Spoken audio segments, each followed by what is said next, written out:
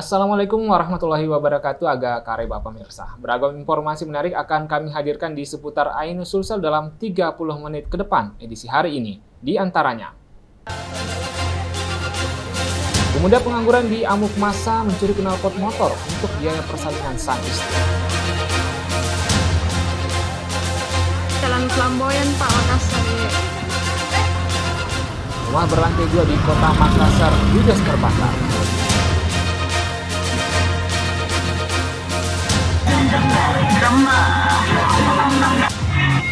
Puluhan pelajar mengikuti festival cosplay dan K-pop dance.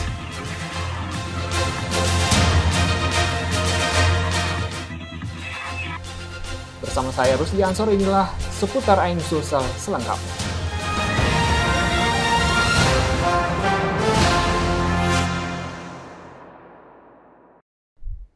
Tidak punya uang untuk persalinan istri, seorang pemuda pengangguran di Makassar nekat mencuri knalpot motor yang parkir di pinggir jalan. Namun aksinya gagal hingga akhirnya diamuk warga.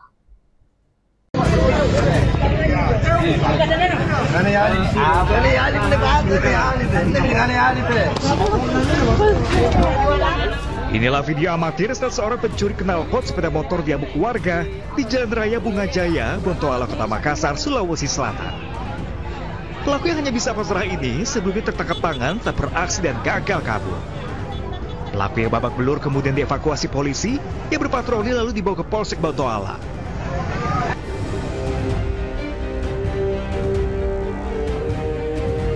Saat diperiksa, pelaku bernama Rafli Pratama mengaku beraksi seorang diri dengan membawa kunci letter T. Pemuda pengangguran ini mengaku butuh uang untuk persalinan istrinya yang kini hamil besar.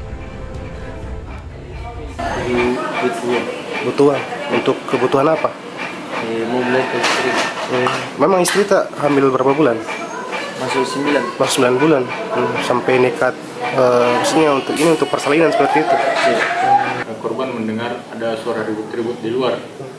Nah, setelah korban keluar ini, dari pihak korban keluar, dia melihat pelaku sudah diamankan dan knalpot motornya sudah terlepas dari motor. Berdasarkan keterangan pelaku ini dari rumah sudah membawa alat-alat atau kunci untuk membuka knalpot motor.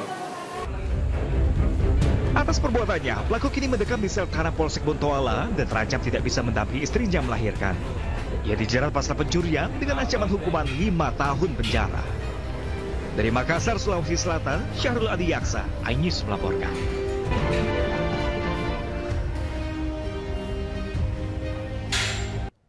Satu unit rumah berlantai 2 yang terletak di pemukiman Nusa Tamalan Raya Indah, Kota Makassar, ludes terbakar. Kebakaran diduga lantaran sang anak bermain korek api di dalam rumah dan membakar kain gorden hingga menghanguskan atap lantai 2 bangunan rumah. Tapi Pak, ini di perumahan Nusa Tamalan Raya Indah, Jalan Flamboyan, Pak, Makassar ya.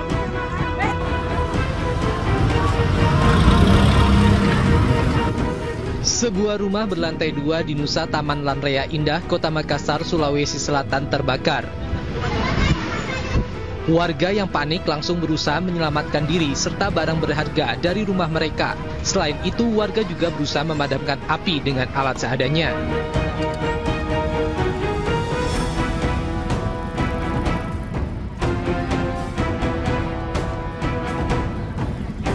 Diduga kebakaran terjadi akibat 2 anak pemilik rumah yang ditinggal di rumah bermain korek api dan membakar kain gorden jendela hingga api merambat ke seluruh ruangan di lantai 1 rumah.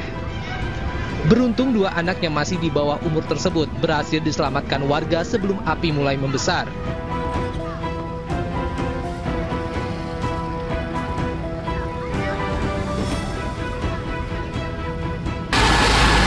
Sebelas unit mobil pemadam serta puluhan petugas pemadam kebakaran Kota Makassar yang dikerahkan ke lokasi berhasil memadamkan api sebelum api merambat ke rumah warga lainnya. Ini anak-anak kecil yang umur 5 tahun main korek api, baru orden pertama nak kena merambas itu apinya karena tempatnya mencuci baju di sini, banyak sekali tumpukan baju di sini. Jadi anak-anak di dalam rumah, Bu? Iya, anak-anak. Berapa orang anak-anak? Berdua, Ji. Berdua. Ya, sesuai dari fakta sekarang ini Satu rumah. Satu rumah. Iya. Yang terbakar ini apa yang di dalam rumah terbakar? Belum tahu anunya, Pak. Penyebabnya belum tahu. Maksudnya yang terbakar di rumah ini apa, yang bagian di atasnya atau atapnya atau apa? Ya, mulai dari bawah sampai di atapnya, Pak. Oh, sampai di atas, Pak ya? Berarti habis di atas, Pak, atapnya? Sudah habis. Berapa unit mobil damkar?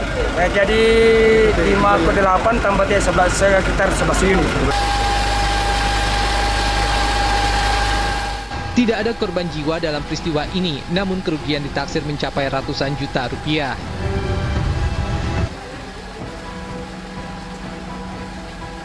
Kita beralih ke informasi lain, pemirsa. Pelantikan Presiden dan Wakil Presiden terpilih Prabowo Gibran semakin dekat. Presiden terpilih Prabowo Subianto sempat membocorkan bahwa kabinetnya banyak diisi menteri-menteri dari kabinet Presiden Jokowi.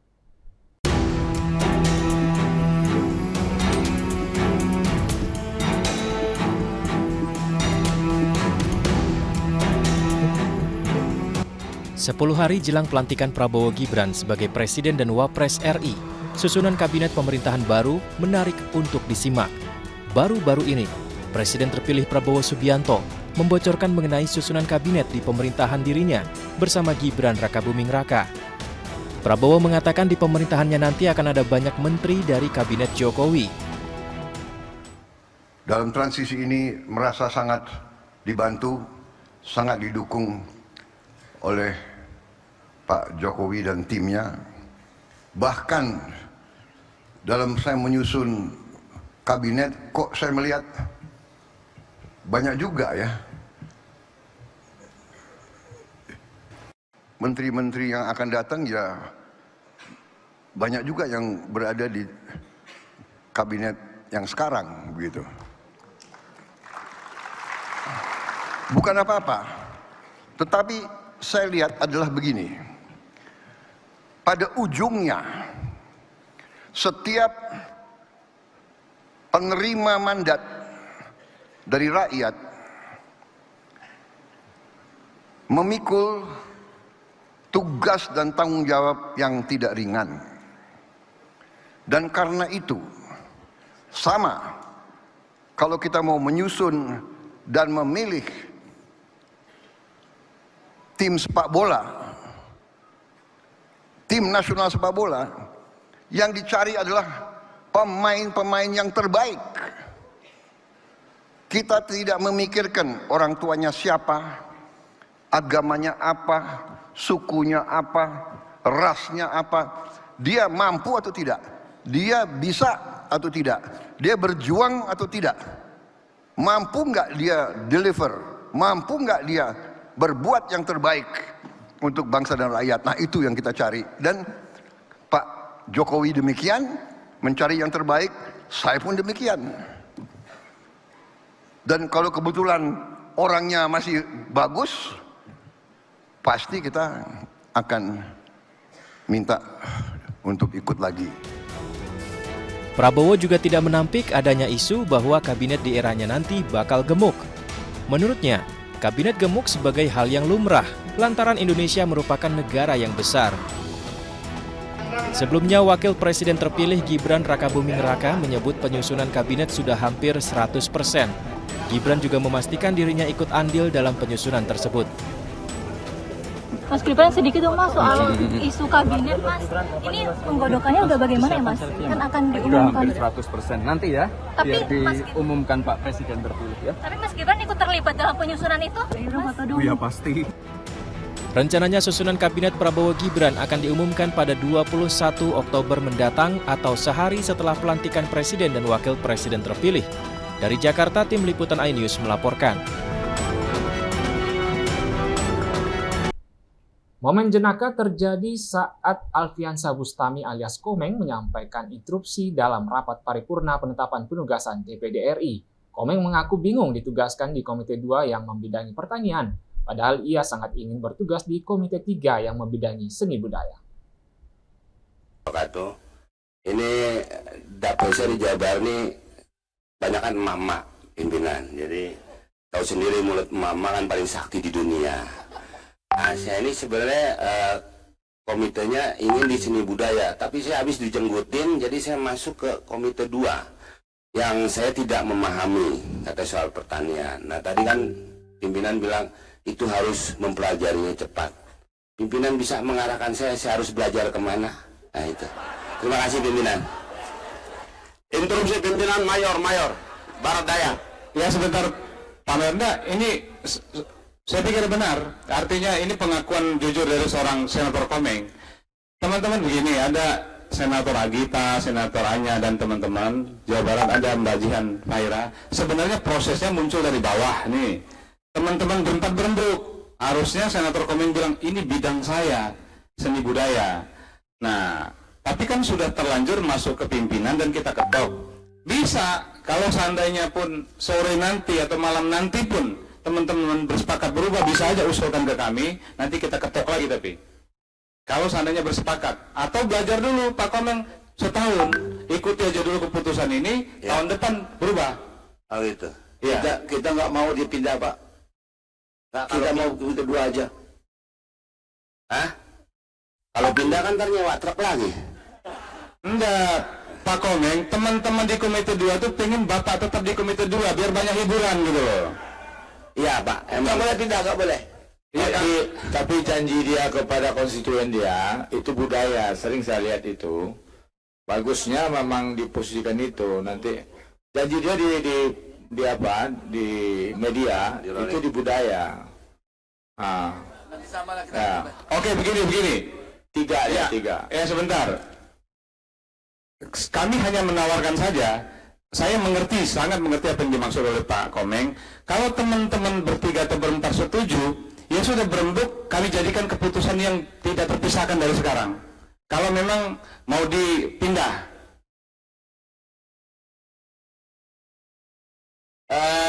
Jihan Fairanya nggak ada Pak. Nggak apa-apa, bertiga juga cukup. Dirawat karena rebutan saya semalam, jadi dia berantem.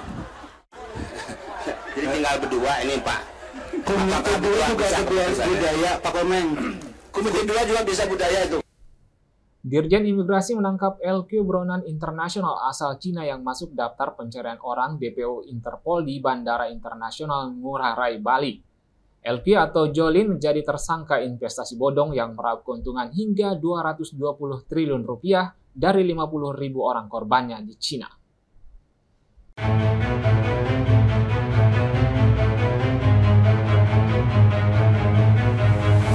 Direktorat Jenderal Imigrasi Kementerian Hukum dan HAM menangkap LQ alias Jolin, buronan internasional berusia 39 tahun asal Cina yang masuk dalam daftar pencarian orang atau DPO Interpol. LQ yang menggunakan paspor Turki ditangkap pada Selasa 1 Oktober 2024 lalu di Bandara Internasional Ngurah Rai saat ingin meninggalkan Indonesia menuju Singapura. Namun LQ tertahan karena namanya sudah masuk dalam daftar cegah Ditjen Imigrasi. Diketahui bahwa yang bersangkutan melakukan penipuan investasi fiktif menggunakan skema Ponzi yang melibatkan sekitar 50.000 korban. Dengan total kerugian, ini yang menarik, 210 triliun rupiah. Atau dalam mata uang China itu 100 miliar. Kami akan mengkoordinasikan di lingkungan internal Kepolisian Negara Republik Indonesia melakukan penahanan terhadap yang bersangkutan dan melakukan verifikasi dan validasi terhadap yang bersangkutan untuk melakukan langkah-langkah lanjut. Sebelumnya, LQ kabur ke Indonesia setelah ditetapkan sebagai tersangka perkara dugaan tindak pidana investasi bodong menggunakan skema Ponzi di Cina pada tahun 2020.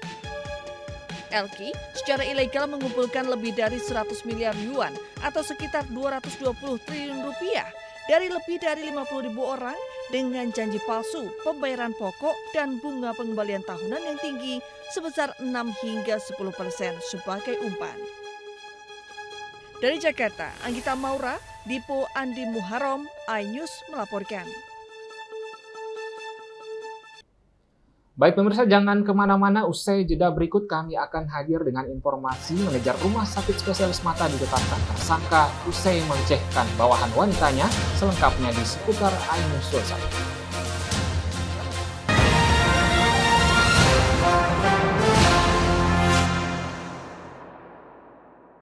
Dan cobalah, mari kita kita semua saling menyayangi dan saling berbagi, dan bersama untuk hadapi bencana, kelak sambut pagi dan cerah mentari.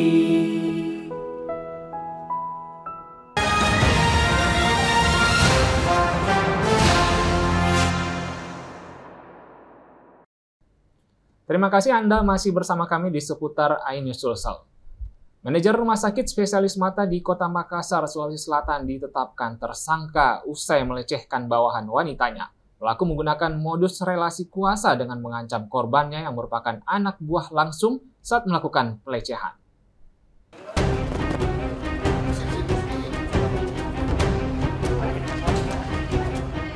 Polisi mengamankan Aceh, seorang general officer atau tingkat manajer di Rumah Sakit Spesialis Mata di Makassar, Sulawesi Selatan. Tersangka ditangkap karena tega melakukan pelecehan seksual terhadap wanita yang merupakan anak buahnya. Sebelumnya Aceh menyerahkan diri ke polisi usai tindakan asusilanya viral. Ia pun telah menjalani penahanan di rumah tahanan Polrestabes Makassar. Hasil pemeriksaan, tersangka sudah 2 kali melakukan aksi asusila di ruangan kantornya. Aksi tersangka ini sudah berlangsung sejak bulan Mei 2024 lalu.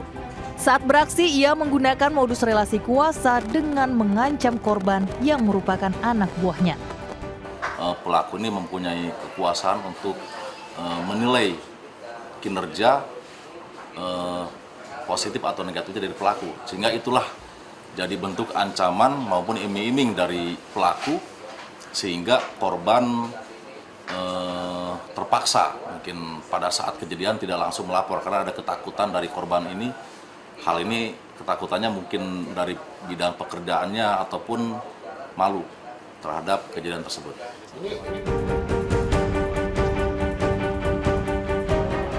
Sebelumnya, korban RT 24 tahun sudah melaporkan aksi asusila tersangka pada 20 September 2024 lalu di Polrestabes Makassar.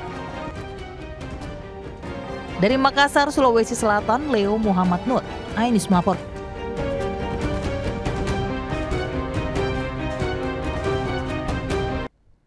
TNI Angkatan Laut dan Dirjen KKP menangkap 2 kapal penyedot pasir laut di perairan Laut Batam, Kepulauan Riau. 2 kapal yang memuat 10.000 meter kubik pasir laut itu akan menuju negara Singapura. Ini kapal yang Cheng Am yang ditangkap di Laut Batam.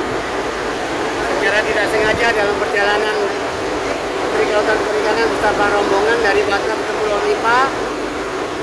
2 kapal penyedot pasir laut atau dredger raksasa dengan muatan 10.000 meter kubik pasir laut ditangkap prajurit TNI AL dan Dirjen KKP di perairan Laut Batam, Kepulauan Riau. 2 kapal penyedot pasir laut yang ditangkap yakni kapal Yangchen 6 dan kapal Yosun 9. Menurut nahkoda kapal Yangchen 6, pasir laut ini akan dibawa ke negara Singapura. Kapal penyedot pasir laut ini sekali sedot 9 jam bisa memenuhi isi palka yang muat 10.000 meter kubik. Satu trip perjalanan memakan waktu 3 hari. Grup perusahaan penyedot pasir laut ini mempunyai armada 10 kapal yang bertonase di atas 8.000 sampai dengan 10.000 gross ton. TNI Angkatan Laut dan Dirjen KKP mengamankan beberapa anak buah kapal Yangchen 6 untuk dimintai keterangan dan akan menjalani proses hukum. Dari Batam ke Kepulauan Riau, iNews melapor. Sepasang kekasih ditangkap polisi karena jadi pemeran video asusila yang viral di Jambi. Setelah pemeriksaan, keduanya ditetapkan sebagai tersangka dan langsung ditahan.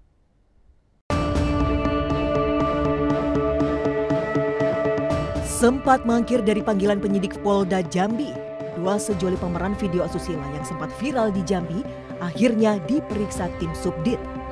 Sebelumnya keduanya dilaporkan setelah video asusila yang diperankan keduanya viral di media sosial. Setelah pemeriksaan lebih dari 6 jam, polisi menetapkan keduanya sebagai tersangka. Pasangan kekasih yang merekam video saat menjadi mahasiswa di perguruan tinggi di Jambi itu juga langsung ditahan. Ya, pasalnya tetap seperti awal undang-undang pornografi. Ya. Mereka belum hadir di panggilan pertama ya, belum tanpa memberikan alasan. Namun pada panggilan kedua hari ini mereka hadir. Polisi menjerat pasangan itu dengan pasal tentang pornografi dengan ancaman 10 tahun penjara. Dari kota Jambi, Adrianus Susandra, iNews melaporkan. Pemirsa, beragam cara dilakukan untuk menumbuhkan kreativitas remaja, salah satunya melalui cosplay. Puluhan pelajar mengikuti kegiatan Kultur Fest mengenakan kostum karakter fiksi dan K-pop dance yang digelar di SMA Negeri 18 Makassar.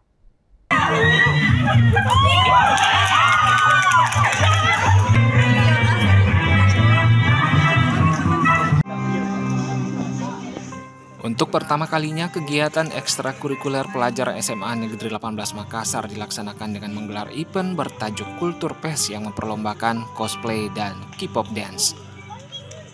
Perlombaan cosplay dan K-pop dance ini terbuka untuk umum. Para remaja ini begitu antusias menggunakan cosplay berkostum dan merias wajahnya serta menggunakan aksesoris menyerupai karakter fiksi anime Jepang. Kultur Fest ini diikuti oleh 20 peserta dance K-pop solo, 6 peserta coswalk, dan 5 tim untuk kategori dance K-pop. Aksi para peserta mendapat sambutan dari para penonton.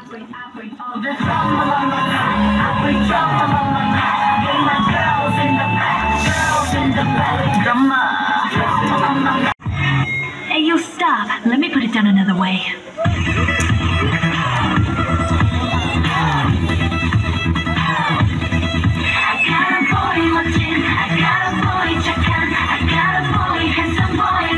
Dan kami di sini mau cari gebrakan baru. Jadi kita adakan yang namanya coswalk dan dance. Dan di sini tuh belum pernah ada. Pengaruh positif yang kita bisa ambil itu sebenarnya banyak. Contohnya kita bisa ambil kebudayaan-kebudayaan seperti kita harus rajin dalam bekerja, saling merangkul. Dan memang kita itu mempelajari budaya-budaya hal kecil yang untuk menciptakan itu yang dimana interaksi sosial. Bisa mungkin lebih ramai, terus juga bisa lebih antusias kita untuk ikut karena ini salah satu ajang untuk menyalurkan hobi kita di bidang kejepangan ini.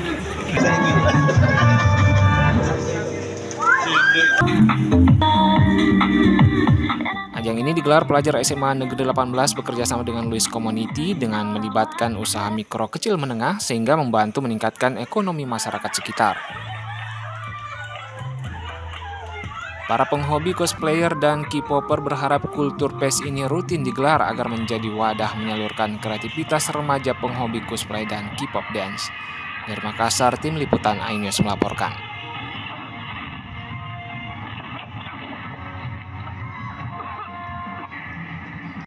Artis sinetron Sandra Dewi dimintai keterangan sebagai saksi terkait kasus dugaan korupsi dalam industri timah dengan tersangka HRP Muiz. Sandra menjelaskan asal ke-88 tas mewah yang telah disita yang menurutnya merupakan hasil dari kegiatan endorsement.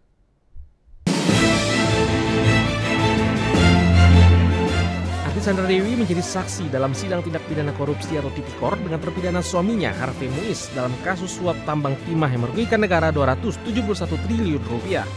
Dalam persidangan itu, Sandra Dewi sempat protes terkait 88 tas bermerek yang menurutnya tak terkait kasus suap timah yang menjerat suaminya. Yang mengendorse saya ini, yang memberikan tas ini kepada saya, pihak penyidik sudah memanggil 3 orang toko dan 3 ini sudah menjelaskan kalau ini mereka memberikan kepada saya. Tidak pernah saya beli tas ini. Memang ini adalah suatu berkat untuk saya karena saya suka tas dan toko-toko ini juga senang mengendorsanya. Begitu juga emas. Sandra menjelaskan tas mewah yang disita itu bukan dari pemberian sang suami Harvey Muiz. Tas-tasnya diterimanya dari kegiatan endorsement selama karirnya. Sejak 2012, Sandra telah membuka jasa endorsement dengan memanfaatkan namanya sebagai seorang artis terkenal untuk mempromosikan berbagai macam tas mewah dan bermerek. Total ia memperoleh lebih dari 88 unit tas berbagai merek selama 10 tahun. Sandra juga meminta hakim adil dalam menyidangkan kasus ini. Nenek moyang saya ini sudah menambang timah ratusan tahun yang lalu. Kolong-kolong timah ini sudah ada lama sekali. Dari saya waktu datang ke Jakarta sudah ada kolong-kolong bekas timah ini. Apakah adil disalahkan kepada kerjasama yang hanya 1,5 tahun antara swasta dan juga PT Timah? Selain tas, Sandra Dewi juga mempertanyakan sejumlah emas miliknya yang disita. Dia menyatakan emas yang diberikan Harvey Muiz hanya cincin kawin dan cincin pertunangan. Sisanya merupakan hasil jeripayahnya selama bekerja. Di Jakarta, Nisa Syahib, Zulkarnain melaporkan. Informasi tadi menutup jumpa kita di seputar Ainus Sulsel hari ini. Saya Rusdi Ansor pamit undur diri. Selamat beraktivitas. Salam maki. Tapada salama. Wassalamualaikum warahmatullahi wabarakatuh.